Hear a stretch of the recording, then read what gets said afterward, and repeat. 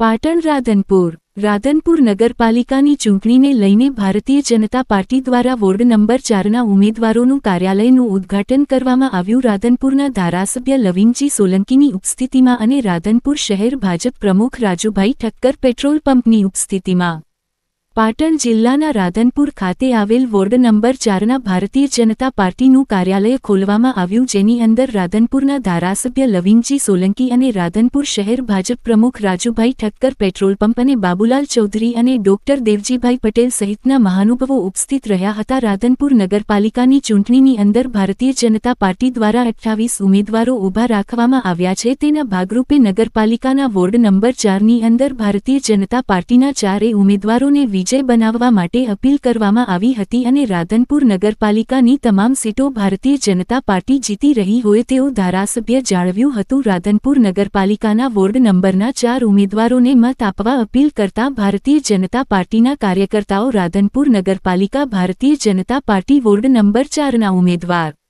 શ્રીમતી હીરાબેન બંકિમભાઈ મકવાણા, શ્રીમતી મુક્તાબેન શાંતિલાલ પટેલ, શ્રી ગોવાભાઈ હેગાભાઈ ભરવાડ, શ્રી નિમેશકુમાર પ્રદીપભાઈ જોશી નગરપાલિકા ward number 4ના ઉમેદવારોને મત આપી વિજય બનાવવા અપીલ કરતા ભારતીય જનતા પાર્ટીના કાર્યકર્તા અને ધારાસભ્ય. Pujara news network reporter Hareshbhai Pujara.